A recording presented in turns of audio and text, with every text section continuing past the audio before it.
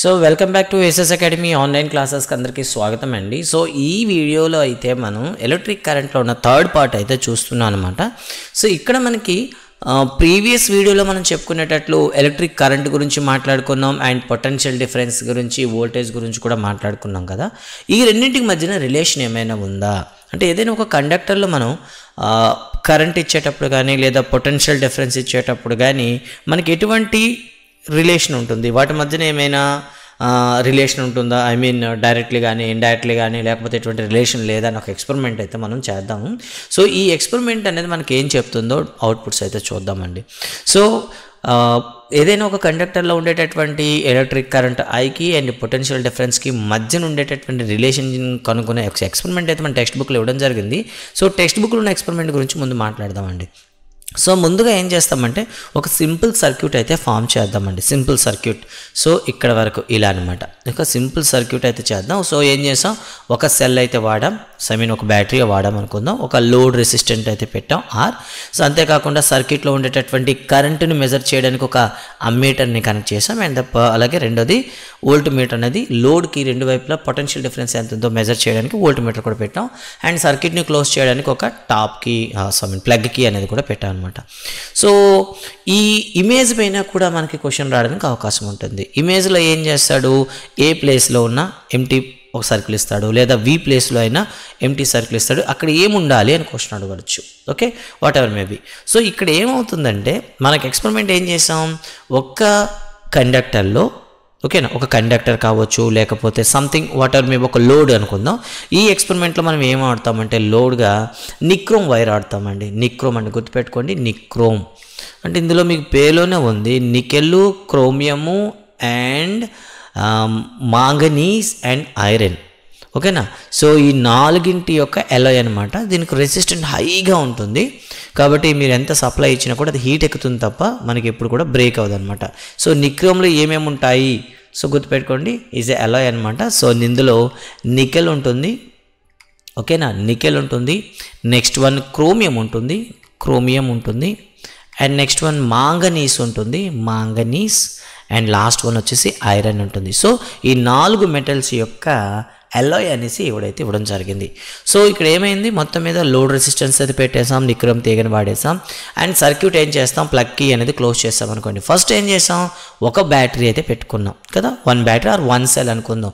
Certain potential difference form చేసింది అనుకుందాం, V1 అనుకుందాం. ఈ సర్క్యూట్లో అది రొటేట్ అయ్యేటప్పుడు ఏమవుతుంది చెప్పి ట్రావెల్ చేసేటప్పుడు కొంత మనకి కరెంట్ అయితే వస్తుంది. సో దాన్ని I1 అనుకుందాం. సో నెక్స్ట్ టైం ఏం చేస్తామంటే మరో బ్యాటరీ యాడ్ చేద్దాం. ఇప్పుడు 2 బ్యాటరీస్ అయినాయి. ఇప్పుడు వచ్చేటటువంటి పొటెన్షియల్ డిఫరెన్స్ కాస్త V2 అనుకుందాం. అట్ ద సేమ్ టైం ఏమవుతుంది, ఆ మీటర్లకు వస్తే రీడింగ్ మీకు చేంజ్ అవుతుంది, అక్కడ వచ్చే రీడింగ్ని I2 అనుకుందాం. అలానే థర్డ్ బ్యాటరీ పెట్టాం అండ్ ఫోర్త్ బ్యాటరీని కూడా మనం ఏం చేసాం, ప్లేస్ చేసాం. ఇలా ఏం చేసాం, ప్రతిసారి కూడా ఒక్కొక్క సెల్ని ఇంక్రీజ్ చేసాం. సో ఒక్కొక్క సెల్ని మీరు ఇంక్రీజ్ చేస్తుండేటప్పుడు పొటెన్షియల్ డిఫరెన్స్ కూడా ఇంక్రీజ్ అవుతుంది. At the same time so అక్కడ ఉండేటటువంటి కరెంట్ రీడింగ్లో కూడా ఏమొస్తుంది, కొంత చేంజ్ అయితే వస్తుంది. ఈ చేంజ్ని మనకు ఒక పట్టిక అయితే ఇచ్చారండి, ఈ పట్టికలో వేసాం అనుకోండి. ఓకేనా. సో ఫస్ట్ ఏం చేసాం, బ్యాటరీ పెట్టుకున్నాం. ఓకేనా, బ్యాటరీ అయితే పెట్టుకున్నాం, సింగిల్ సెల్ వాడాం. సో కొంత కరెంట్ అయితే వచ్చింది అనుకుందాం. సో ఇది ఇక్కడ పడాల్సిందండి, ఇక్కడ పడాల్సిందనమాట volt and potential difference across the nichrome in volts అనమాట. సో ఇది కాస్త మనకి ఇమేజ్ అనేది తప్పుగా పడడం జరిగింది, అంటే టేబుల్ మీరు సరి చేసుకోవాలి, సరి చేసుకొని మనం చూసుకోవాలన్నమాట. అయితే ఇది ఇంగ్లీష్లో కరెక్ట్గా ఉంటుంది. ఓకేనా, తెలుగులో కరెక్ట్గా ఉంటుంది, ఇంగ్లీష్లో తప్పడింది. I in ఆంపియర్స్ అనమాట.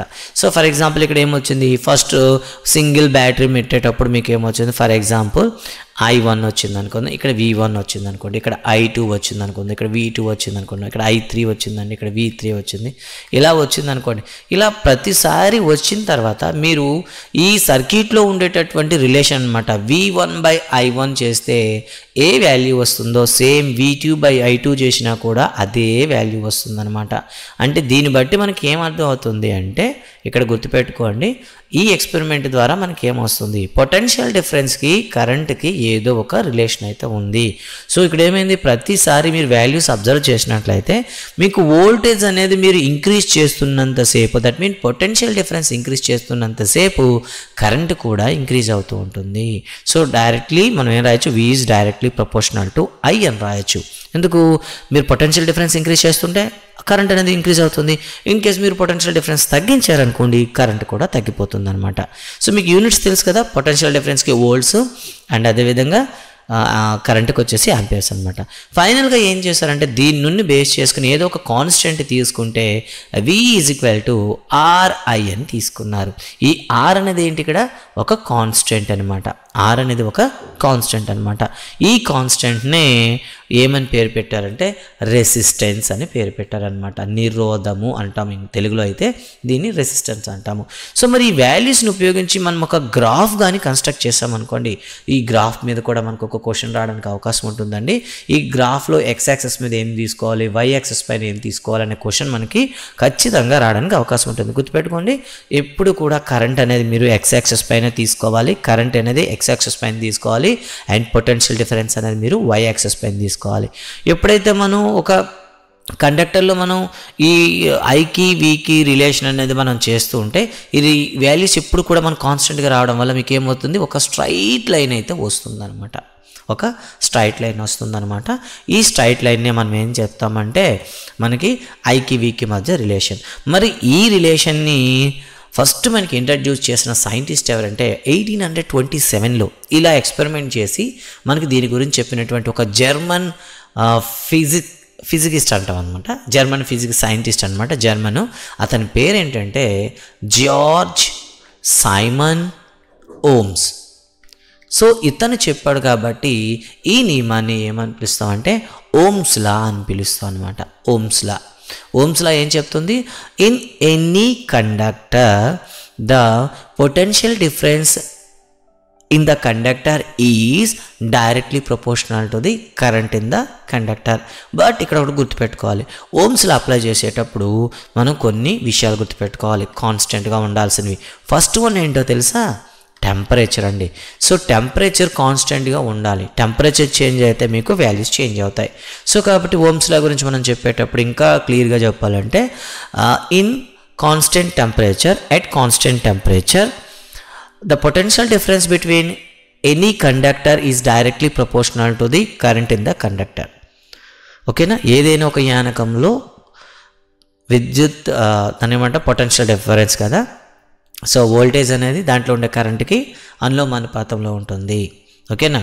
సో ఈ విధంగా మనం అయితే చెప్తాం అనమాట. సో ఓమ్స్ లా గురించి మీరు గుర్తుపెట్టుకోండి. ఓమ్స్ లా ఏం చెప్తుంది? V is proportional to I or V is equal to IR అంటాం. సో దీన్ని బేస్ చేసుకుని ఒక మ్యాజిక్ ట్రయాంగిల్ కూడా తయారు చేస్తారు. సో ఫైనల్గా మనకు కావాల్సింది ఏంటి? R అనమాట. సో ఎప్పుడు కూడా ఓమ్స్ లా అనేది అప్లై చేసేటప్పుడు టెంపరేచర్ కాన్స్టెంట్గా ఉండాలి. బట్ ఇది మన టెక్స్ట్ బుక్లో అయితే టెంపరేచర్ కాన్స్టెంట్గా ఉండాలన్నమాట. బట్ ఇంకా గుర్తుపెట్టుకోండి, ఎప్పుడు కూడాను length of the conductor and cross section ఓకేనా, సెక్షన్ ఆఫ్ ది కండక్టర్ కూడా కాన్స్టెంట్గా ఉండాలి. Length, cross section area and temperature, ఈ మూడు కాన్స్టెంట్గా ఉండాలి ఓమ్స్లో అప్లై చేసేటప్పుడు. కాబట్టి మీకు ఒకవేళ లాజికల్గా అప్లై చేస్తూ ఓమ్స్లో అప్లై అవ్వడానికి ఇందువల్ల ఏవి కాన్స్టెంట్గా ఉండాలి? Temperature, length, cross section area, D all above అని రాస్తాడనమాట. సో మన టెక్స్ట్ బుక్లో టెంపరేచర్ ఉంది కదా, టెంపరేచర్ని మీరు చూస్ చేసుకుంటే కాదు. ఎందుకు? టెంపరేచర్ కాన్స్టెంట్గా ఉండాలి, లెంత్ ఆఫ్ ది కండక్టర్ కాన్స్టెంట్గా ఉండాలి, and cross section area of the conductor కూడా కాన్స్టెంట్గా ఉండాలి. అప్పుడు మాత్రం మీరు అప్లై చేస్తారు. సో ఈ ఓమ్స్ల ప్రకారం ఏం చెప్పాము? ఈ R అయితే ఉంది కదా, ఈ Rకి ఒక పేరు అయితే పెట్టడం జరిగింది. దాన్ని ఏమంటాం మనం? రెసిస్టెన్స్ అంటాం. రెసిస్టెన్స్ అంటే నిరోధము అంటాం అనమాట. మరి రెసిస్టెన్స్కి యూనిట్స్ కావాలంటే ఏం చేస్తాం? So V is equal to IR అని తెలుసు కదా, నాకు ఆరే కావాలి. సో ఐని రెండో సైడ్ పంపిస్తే ఏమవుతుంది? V/I. సో V అంటే మనకి వోల్ట్స్ అని తెలుసు, I అంటే ఆంపియర్స్ అని తెలుసు. ఇలా వోల్ట్ బై ఆంపియర్నే ఒక కొత్త పేరుతో పిలిచేశారనమాట. ఏంటది? సో ఎవరైతే ఓమ్స్ లానే ప్రపోజ్ చేశారో ఆయన పేరు మీదుగా వీటికి ఓమ్స్ అని పేరు పెట్టారు యూనిట్స్కి. ఏంటండి? ఓమ్స్ అనమాట. గుర్తుపెట్టుకోండి, what is the unit of resistance? Ohm. మరి దీన్ని ఇండికేట్ చేయడానికి ఒక లెటర్ అయితే వాడతాం అనమాట, అది కూడాను గ్రీక్ లెటర్. సో ఆ లెటర్ని మనం ఎలా రాస్తాం? ఇలా రాస్తాం. సో దీని పేరేంటి? ఓమ్స్ అని అర్థం అనమాట. ఓకేనా? So 1 ohm is equal to dash అని అంటే 1 వోల్ట్ బై 1 యాంపియర్.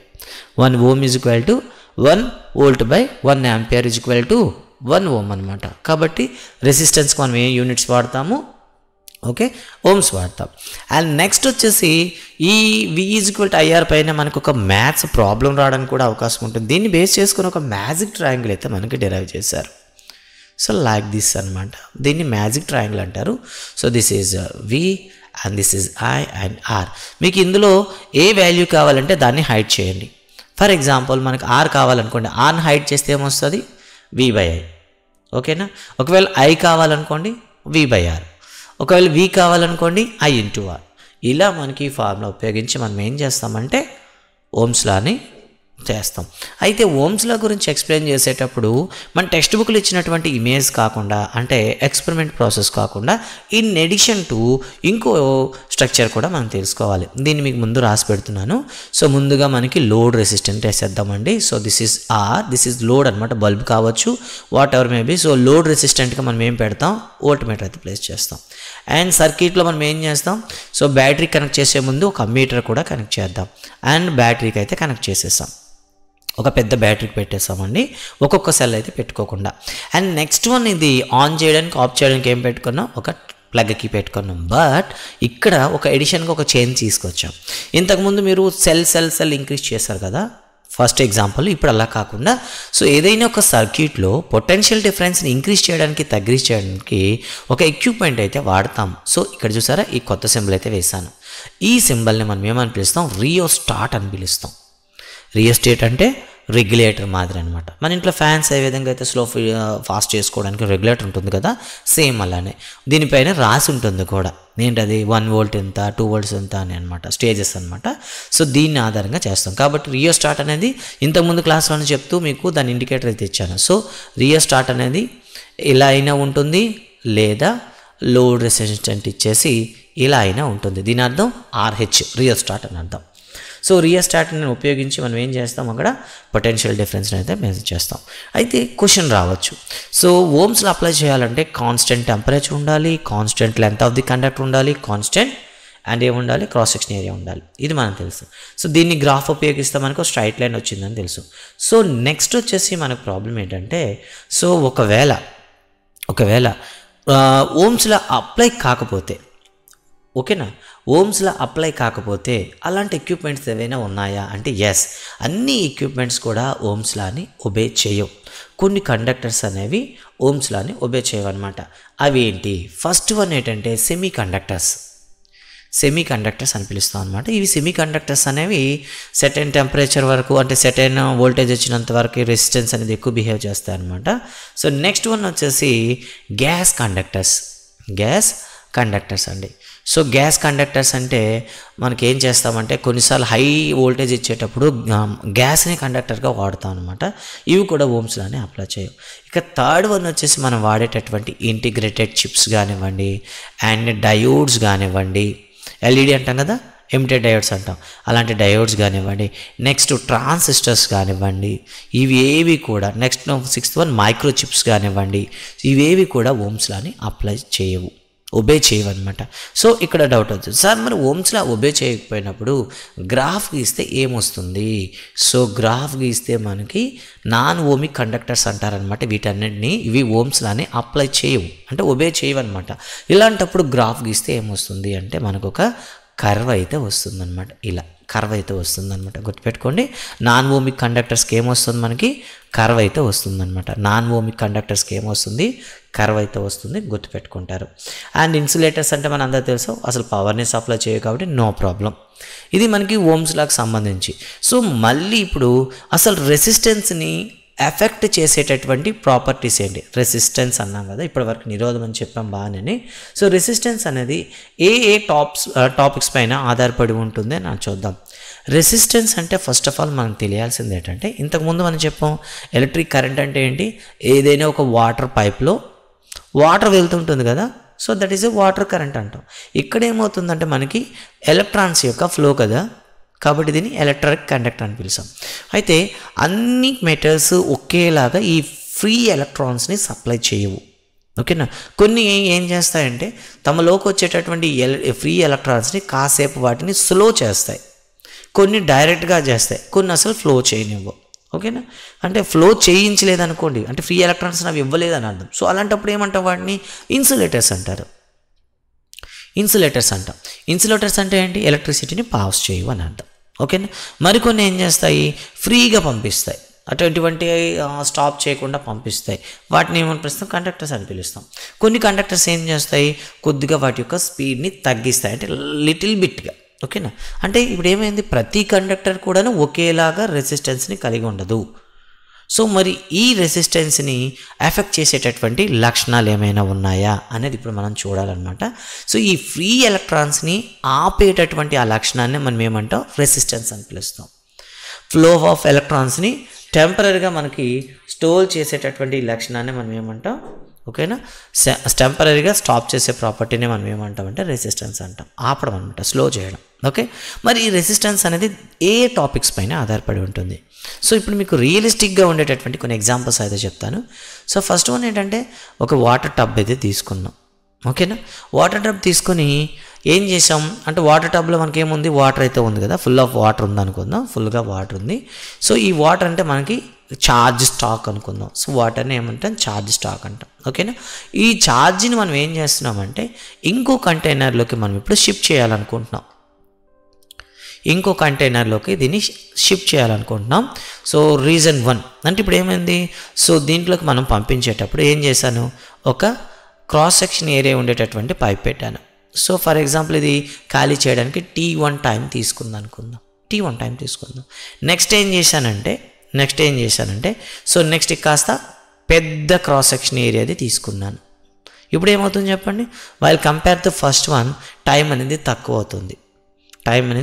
అంటే చాలా తక్కువ టైంలోనే వెళ్ళిపోతుంది. ఓకేనా. సో ఫస్ట్ కేసులో ఏమవుతుంది? కాస్త కొంత లేట్గా అవుతుంది. అండ్ సెకండ్ స్టేజ్లో అయితే కాస్త తక్కువ టైం తీసుకుంటుంది. ఓకేనా. అండ్ నెక్స్ట్ వన్ ఏం చేశాను? ఈ రెండు తీసేసి ఇంకా సన్నని పైప్ ఏదో ఒకటి పెట్టాను అనుకుందాం. చాలా సన్నని పైప్ పెట్టాను, చాలా సన్నని పైపు. సో చాలా సన్నగా ఉండే పైప్ పెట్టాను. ఇలా దీన్ని కనెక్ట్ చేశాను అనుకుందాం. ఇప్పుడు కేస్ 3లో ఏమవుతుంది చెప్పండి? కేస్ 3లో మీకు ఏమవుతుంది చెప్పండి? సో ఇది కేస్ 1 కదా, కేస్ 2 ఇంకోటి వేద్దాం. కేస్ 2లో ఇంకొక కంటైనర్ పెట్టి కాస్త క్రాస్ సెక్షన్ ఏరియా ఎక్కువ తీసుకున్నాం. ఈ రెండింటిలో మనం చూస్తే ఏమవుతుంది? ఇది T2 అనుకుందాం. సో T1 కన్నా T2 అనేది చాలా తక్కువ ఉంటుంది. ఎందుకు చెప్పండి? సో క్రాస్ సెక్షన్ ఎక్కువ ఉంది కాబట్టి వెంటనే వాటర్ అంతా ఖాళీ అయిపోతుంది. అంటే ఇప్పుడు వాటర్ ఖాళీ అవ్వడం అనేది ఎలక్ట్రిక్ ఫ్లో అనుకుందాం. సో ఎలక్ట్రిక్ ఫ్లో అనేది ఎక్కడ ఎక్కువ ఉంది? T2లో ఎక్కువ ఉంది, T1లో తక్కువ ఉంది. ఓకేనా. ఎలక్ట్రిక్ ఫ్లో అనేది T2లో ఎక్కువ ఉందన్నమాట. ఫ్లో ఇక్కడ వాటర్ ఫ్లో అని గుర్తుపెట్టుకోండి. వాటర్ ఫ్లో అనేది ఇక్కడ ఎక్కువ ఉంది, ఇక్కడ తక్కువ ఉంది. ఓకేనా. వాటర్ ఫ్లో ఎక్కువ ఉందంటే దాన్ని ఆపే లక్షణం, టెంపరీగా దాన్ని స్టోర్ చేసే లక్షణం దీనికి తక్కువ ఉంది. దాన్ని ఏమంటాం? రెసిస్టెన్స్ అంటాం. సో రెసిస్టెన్స్ అనేది ఇక్కడ తక్కువ ఉంది. ఓకేనా. ఎందుకు చెప్పండి? వాటర్ని స్టోర్ చేయడం అంటే మెయిన్ కంటైనర్లో స్టోర్ చేయడానికి చాలా తక్కువ టైం తీసుకుంటుంది. అంటే దాన్ని ఆపే శక్తి ఇక్కడ తక్కువ, అంటే దాన్ని రెసిస్టెన్స్ తక్కువ. ఇక్కడ చూసుకుంటే ఆ వాటర్ని కాస్త నిదానంగా ఖాళీ చేస్తుంది. అంటే అర్థం ఏంటుంది? ఆ వాటర్ ఫ్లోని కొంతవరకు అది హోల్డ్ చేస్తుంది. ఇలా హోల్డ్ చేసే లక్షణాన్ని మనం ఏమంటాం? రెసిస్టెన్స్ అంటాం. కాబట్టి దీనికి ఎక్కువ ఉంటుంది. కాబట్టి సో గుర్తుపెట్టుకోండి, క్రాస్ సెక్షన్ ఏరియా అనేది ఎప్పుడు కూడాను రెసిస్టెన్స్కి ఎలా ఉంటుంది? ఇన్వర్స్ని ప్రపోర్షనల్గా ఉంటుంది. So R is inversely proportional to cross section area. Cross section area పెరిగింది అనుకోండి, రెసిస్టెన్స్ అనేది తగ్గిపోతుంది. క్రాస్ సెక్షన్ ఏరియా తగ్గింది అనుకోండి, రెసిస్టెన్స్ అనేది పెరుగుతుంది. సో దిస్ ఈజ్ 1, మీకు అర్థమైనట్టు. సో ఫ్లో ఎక్కువ అవుతుంది అంటే రెసిస్టెన్స్ తక్కువ అవుతుంది అని అర్థం, గుర్తుపెట్టుకోండి. ఇంకొక రియలిస్టిక్ లైఫ్ ఎగ్జాంపుల్ చూద్దాం ఒకసారి. సో సేమ్ ఉంది. సో మన దగ్గర ఒక పెద్ద బ్యాటరీ అయితే ఉంది. సో ఈ బ్యాటరీ నుండి ఏం చేస్తున్నాం? ఇంకొక బ్యాటరీలో ఇంకొక ఎక్విప్మెంట్లోకి పవర్ మనం సప్లై చేయాలనుకుంటున్నాం. సో ఇందులో ఉండేటటువంటి ఛార్జ్ ఏదైతే ఉందో, వాటర్ ఏదైతే ఉందో అది ఖాళీ అవ్వడం అనేది స్లోగా అవుతుందంటే రెసిస్టెన్స్ ఎక్కువ ఉందని అర్థం. వేగంగా అయిపోతుందంటే రెసిస్టెన్స్ తక్కువ ఉందని అర్థం. సో ఇప్పుడు ఏం చేస్తారు? ఇక్కడ క్రాస్ సెక్షన్ ఏరియా అనేది కాన్స్టెంట్ తీసుకుందాం. కాన్స్టెంట్ ఏ తీసుకున్నాను. ఇంతకుముందు ఏం చెప్పాం? కాన్స్టెంట్ ఎల్ తీసుకుందాం, లెంత్. ఇప్పుడు ఏం చేశానంటే ఒకే క్రాస్ సెక్షన్ ఉండేటటువంటి 2 పైపులు తీసుకుంటాను. సో ఫస్ట్ వన్ ఏం చేశానంటే షార్ట్ పైప్ తీసుకున్నాను, కనెక్ట్ చేశాను. ఇక్కడ ఏమవుతుంది చెప్పండి? వాటర్ సర్టెన్ స్పీడ్తో ఏమవుతుంది? మనకి ఇందులోకి ఖాళీ చేయడం అయితే జరుగుతుంది. సో దీనికి ఒక T1 టైం తీసుకుందాం. సో నెక్స్ట్ ఏం చేశాను? సేమ్ పైప్ తీసుకున్నాను. కేస్ 2లో వచ్చేసరికి same size pipe, cross section area మార్చలేదు. కాకపోతే ఏం చేశానంటే ఒక పెద్ద లెంతీ పైప్ అయితే తీసుకున్నాను, చాలా లెంతీ పైప్ తీసుకొని కనెక్ట్ చేశాను అనుకుందాం. ఒక లెంతీ పైప్, ఒక 10 to 20 meters ఉండే పైప్ పెట్టాను అనుకుందాం. ఇప్పుడు చెప్పండి ఏది ఎంత తొందరగా ఖాళీ అవుతుంది అంటే ఇక్కడ T2 టైం తీసుకుంది అనుకుందాం. సో T1తో పోల్చుకుంటే T2లో చాలా ఎక్కువ టైం అయితే తీసుకుంటుంది. ఎక్కువ టైం తీసుకుంది అని అంటే దాని అర్థం ఏంటి, రెసిస్టెన్స్ ఎక్కువ ఉంది అని అర్థం. ఇక్కడ తక్కువ టైం తీసుకుందని అర్థం ఏంటి, రెసిస్టెన్స్ చాలా తక్కువ ఉందని అర్థం. ఈ సిచ్యువేషన్ బట్టి మనం ఏం చెప్పొచ్చు అంటే లెంత్కి, అంటే కండక్టర్ యొక్క లెంత్కి రెసిస్టెంట్కి ఏమైనా సంబంధం ఉందా అంటే ఎస్. ఆర్ అనేది కండక్టర్ యొక్క లెంత్ పెరిగిందనుకోండి ఆర్ అనేది కూడా పెరిగిపోతుంది. కండక్టర్ లెంత్ తగ్గిందనుకోండి ఆర్ అనేది కూడా తగ్గుతుంది. సో ఫైనల్గా మనం ఏం చెప్తాం, R is directly proportional to L అని చెప్తాం.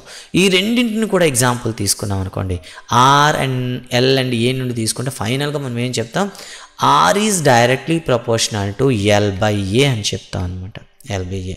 సో రెసిస్టెన్స్ అనేది సో లెంత్కి డైరెక్ట్లీ ప్రపోర్షనల్గా ఉంటుంది, క్రాస్ సెక్షన్ ఏరియాకి ఇన్వర్స్లీ ప్రపోర్షనల్గా ఉంటుంది అని చెప్తాను అనమాట.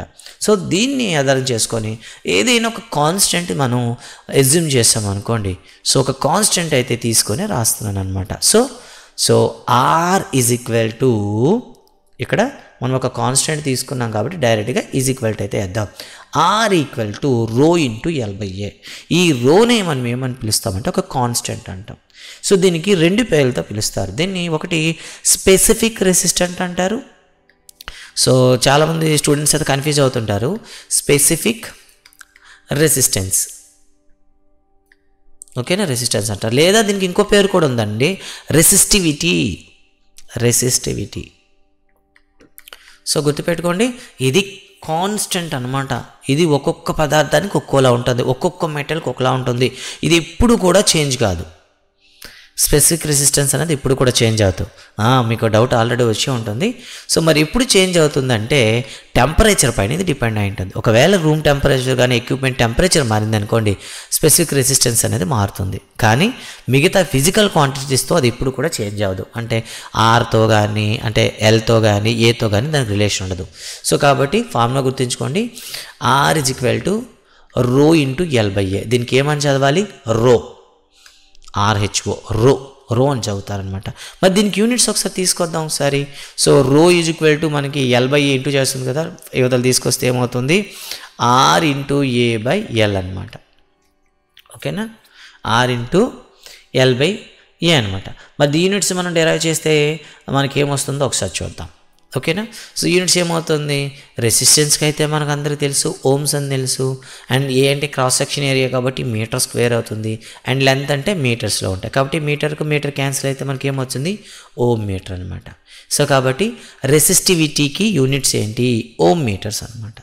సో ఓమ్ మీటర్స్ అనేవి మనకి రెసిస్టివిటీగా తీసుకున్నాము. ఇది ఎప్పుడు కూడా లెంత్తో కానీ క్రాస్ సెక్షన్ ఏరియాతో కానీ ఇది చేంజ్ అవ్వదు. కానీ చేంజ్ అయ్యేది ఏది, ఆర్ అనేది చేంజ్ అవుతుంది. లెంత్ పెరిగితే పెరుగుతుంది, క్రాస్ సెక్షన్ పెరిగితే తగ్గుతుంది. రో అనేది ఎప్పుడూ మారదు, it's a constant, it's depend on the nature of the metal. మరి ఎప్పుడు మారుతుంది రో అనేది, it's depend on the temperature కానీ మీరు మారిస్తే రో చేంజ్ అవుతుంది. సో దీనికోసం మనకి ఏమవుతుందంటే ఈ రెసిస్టివిటీ అనేది అంటే ఎలక్ట్రిక్ ఛార్జ్ ఏదైతే ఉందో తమ గుండా ట్రావెల్ చేయకుండా ఆపే లక్షణం అనేది ఒక్కొక్క మెటల్కి ఒక్కోలా ఉంటుంది. ఆ లక్షణాన్ని, ఆ ప్రాపర్టీని మనం రెసిస్టర్ అంటాం.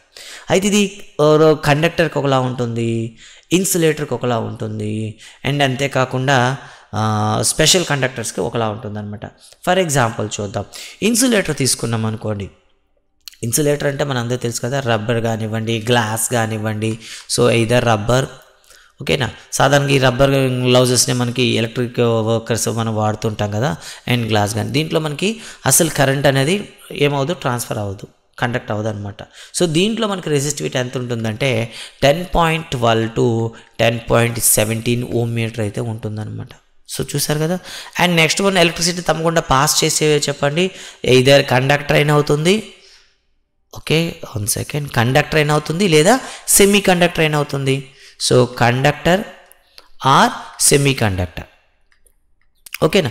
మరి వీటిలో రెసిస్టివిటీ ఎలా ఉంటుందంటే 10⁻⁻8 ఓమ్ మీటర్స్ నుండి, ఓకేనా, ఓమ్ మీటర్స్ నుండి ఎంత ఉంటుంది 10⁻⁻6 ఓం మీటర్ వరకు ఉంటుందన్నమాట. 10⁻⁻ ఏంటంటే చాలా తక్కువ. సో దాంతో పోల్చుకుంటే 10⁻⁻6 అంటే కొద్దిగా ఎక్కువ అనమాట. సో కాబట్టి కండక్టర్ నుండి సెమీ కండక్టర్లో మధ్యలో స్పెసిఫిక్ రెసిస్టెన్స్ ఎంత ఉంటుందంటే 10⁻⁻8 ఓం మీటర్ నుండి 10⁻⁻6 ఓం మీటర్ వరకు ఉంటుంది. వేరేస్ కంపేర్ టు ది ఇన్సులేటర్లో చూస్తే 10⁻12 నుండి 10⁻17 వరకు ఉంటుంది. అంటే హైగా ఉంటుంది. అందుకే వాటి గుండా ఎలక్ట్రిసిటీ అనేది ఇప్పుడు కూడా పాస్ అవ్వదు అనమాట. సో కాబట్టి గుర్తుపెట్టుకోవాలి, రెసిస్టివిటీ అనేది ఇంక్రీజ్ చేయడానికి, ఎక్కువ పెంచడానికి సాధారణంగా ఏమి ఉపయోగిస్తామంటే మనం మెటలాయిడ్స్ అయితే ఉపయోగిస్తాం అనమాట. సో దాన్ని ఏమని చెప్తామంటే మెటల్స్ని మనం ఏం చేస్తాం, మిక్స్ చేస్తాం అనమాట. ఓకేనా, అలాయ్ మెటల్స్ అంటాం కదా, అలాయ్ మెటల్స్ అయితే యూస్ చేస్తాం అనమాట. ఓకేనా. సో ఇప్పుడు కూడా స్పెసిఫిక్ రెసిస్టెన్స్ అనేది రూమ్ టెంపరేచర్ తీసుకుందాం. రూమ్ టెంపరేచర్ అంటే 20 డిగ్రీ సెల్సియస్ వద్ద మనకు తీసుకుంటాం అనమాట.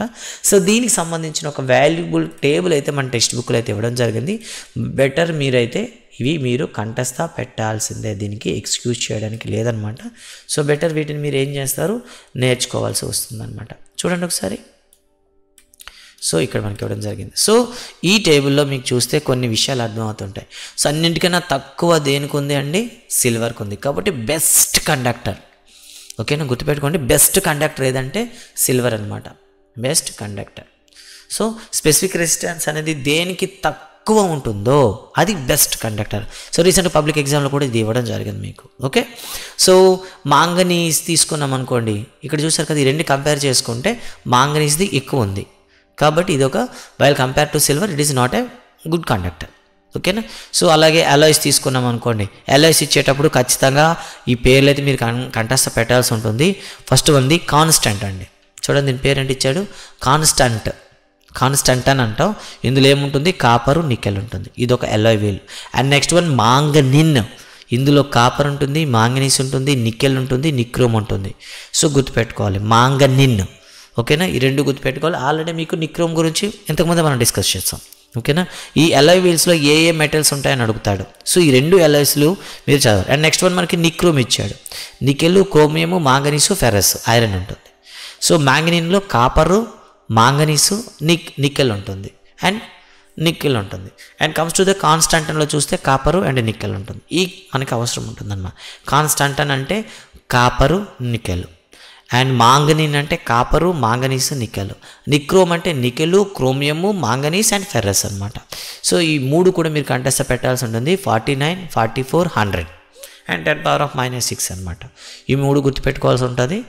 అండ్ వీటిని మనం అలాయ్స్ అంటాం అనమాట. బట్ గుర్తుపెట్టుకోండి, ఇవన్నీ కూడా మనకి ప్రాబ్లమ్ సాల్వ్ చేయడానికి ఇస్తారనమాట. కాబట్టి మీరు బై హార్ట్ చేయాల్సి ఉంటుంది.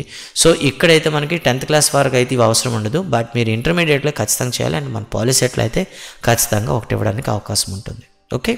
అండ్ నెక్స్ట్ వన్, ఇవన్నీ కూడా ఏ టెంపరేచర్ వద్ద తీసుకుంటారు, 20 డిగ్రీ సెల్సియస్ వద్ద తీసుకుంటారనమాట. ఇక్కడ వరకు ఓకేనండి. ఇప్పుడు next comes to the application of the solutions. So ఏంటిది అప్లికేషన్ అనేసరికి మనకు ఫార్ములా ఉంది కదండి. ఏంటిది, resistance is directly depend on the length and the cross section area. So condition 1 అంటే ఏంటంటే ఇఫ్ ఎల్ ఈజ్ డబుల్. ఓకేనా, ఎల్ అనేది డబుల్ అయింది అనుకో అప్పుడు ఏమవుతుంది, సో రో ఇంటూ ఎల్ ప్లస్లో 2L వేస్తారు, బై ఏ వేస్తారు. దీన్ని ఆర్గా తీసుకుంటే 2 కానీ మీరు బయటకు తీస్తే ఏమవుతుంది, రో ఇంటూ ఎల్ బై ఏ అవుతుంది. ఫైనల్గా సో ఈ వాల్యూలు మనం ఏమేయచ్చు, డైరెక్ట్గా ఆర్ వేయచ్చు. కాబట్టి 2R అవుతుంది.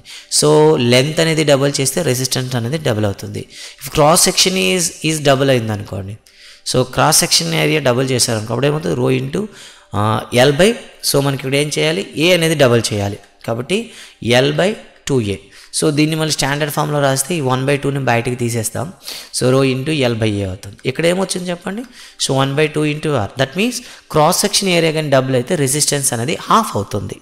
అది లెంత్ అనేది డబుల్ చేస్తే మీకు ఏమవుతుంది, రెసిస్టెన్స్ అనేది డబుల్ అవుతుంది. సో కొన్నిసార్లు ఏం చేస్తాడు అంటే, ఎప్పుడు కూడా తీగని మనం ఒక ఎలక్ట్రిక్ తీగ తీసుకున్నాం అనుకోండి, అది ఎలా ఉంటుంది చెప్పండి, సర్క్యులర్ షేప్లో ఉంటుంది. కాబట్టి దీనికి ఏముంటుంది, క్రాస్ సెక్షన్ ఏరియా ఏ ఇవ్వకుండా రెసిస్టెన్స్ అని ఇవ్వచ్చు, లేదా కొన్నిసార్లు మీకు డయామీటర్ కూడా ఇవ్వచ్చు. ఓకేనా. సో వీటిపైన చూద్దాం.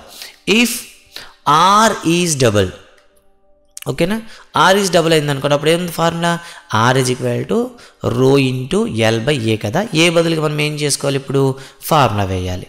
రో into L by pi R square వేసుకోవాలి. ఇది క్వశ్చన్. సో ఇప్పుడు ఏం చేశాడు, ఆర్ అనేది డబుల్ చేశాడు అన్నాడు. ఆర్ అనేది డబుల్ అయింది కాబట్టి మనం ఏం చేయాలి, ఆర్ ప్లస్లో 2r వేసుకోవాలి. Rho into L by pi into radius కదా, డబుల్ చేశాను అన్నాడు. సో కాబట్టి మీరు 2r స్క్వేర్ పెట్టాలి. అప్పుడు ఏమొస్తుంది చెప్పండి, రో into L by 4πr square వస్తుంది. బట్ స్టాండర్డ్ ఫామ్లో మనకి ఈ ఫామ్లో రాయాలి కాబట్టి ఈ 4ని బయటకు తీసేయాలి. 1/4గా బయటకు తీసేస్తే rho into L by pi R square వచ్చింది. సో దీని ప్లేస్లో మీరు ఏం రాయొచ్చు, ఆర్ అయితే రాసుకోవచ్చు. దీని ప్లేస్లో మీరు ఏం రాయొచ్చు, ఆర్ రాయొచ్చు. దేర్ఫోర్ 1/4 ఆర్ అనమాట. That means radius of the conductor double చేస్తే రెసిస్టెన్స్ ఏమవుతుంది, 4 టైమ్స్ తగ్గిపోతుంది. 4 టైమ్స్ తగ్గిపోతుంది.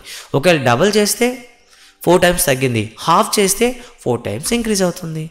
అండ్ డయామీటర్ ఒకవేళ చేంజ్ చేశాడు అనుకోండి, in case if small D అండి, డయామీటర్ అంటే స్మాల్ డి కదా, స్మాల్ డి ఈజ్ హాఫ్, ఏం చేస్తాడు తగ్గించాడు అనుకుందాం, అంటే డి ప్లేస్లో 1/d వేసుకోవాలి. అప్పుడు మనకున్న రెసిస్టెన్స్ ఏంటి, R is equal to rho into L by A కదా. సో ఏని మనం ఎలా రాయాలి ఇప్పుడు, rho into L by pi D square by 4 కదా, మనకున్న ఫార్ములా ఏంటి, πd స్క్వేర్ బై 4. ఇప్పుడు డి ఏం చేశాడు, హాఫ్ చేశాడు, అంటే డి ప్లేస్లో మీరు అగైన్ మళ్ళీ ఏం చేయాలి, 1/2 వేసుకోవాలి. Pi into D by 2 whole square by 4 అనమాట. అప్పుడు చేస్తే ఏమొస్తుంది, rho into L by pi D square by 4 whole by 4 అవుతుంది. ఓకేనా, హోల్ బై 4 అవుతుంది. సో ఇప్పుడు ఏం చేద్దాం మనం, ఫస్ట్ ఆఫ్ ఆల్ అయితే డినోమినేటర్లో ఉన్నది కదా, డినోమినేటర్లో ఉండేటటువంటి ఓకేనా ఫ్రాక్షన్ని సింప్లిఫై చేసేస్తాం. So rho into L by pi D square by 4 into again 1/4. So ఫైనల్గా ఈ 1/4 అనేది డినోమినేటర్లో ఉంది కాబట్టి పైకి తీసుకెళ్ళాం అనుకోండి, rho into L by pi D square by 4, ఈ 1/4 కాస్త 4/1 అవుతుంది. దేర్ఫోర్ మనకి ఏమొస్తుంది, 4 into rho into L by pi D square by 4. ఓకేనా, అంటే డయామీటర్ మీరు హాఫ్ చేశారనుకోండి, రెసిస్టెన్స్ అనేది మీకు ఏమైంది, 4 టైమ్స్ పెరిగింది. ఓకేనా, ఈ విధంగా మనకి ఏమంటే దీని మీద మనకి ప్రాబ్లమ్స్ అడగడానికి అవకాశం ఉంటుంది. సో గుర్తుపెట్టుకోండి, అందుకే మీకు డైరెక్ట్గా మీకు షార్ట్గా చెప్తున్నాను. ఇఫ్ ఎల్ ఈజ్ 2 టైమ్స్ చేసామనుకో, 2l అయింది అనుకోండి, అప్పుడు ఏమవుతుంది, 2r అవుతుంది. 2a అయింది అనుకో, అప్పుడు ఏమవుతుంది, r/2 అవుతుంది. అండ్ 2 స్మాల్ r అయింది అనుకోండి, రెసిస్టెంట్ డబుల్ అయింది అనుకోండి, అప్పుడు ఏమవుతుంది, r/4 అవుతుంది. అండ్ r/2 చేశారనుకోండి, అప్పుడు ఏమవుతుంది, 4r అవుతుంది. అండ్ 2d చేశారనుకోండి, అప్పుడు ఏమవుతుంది, r/4 అవుతుంది.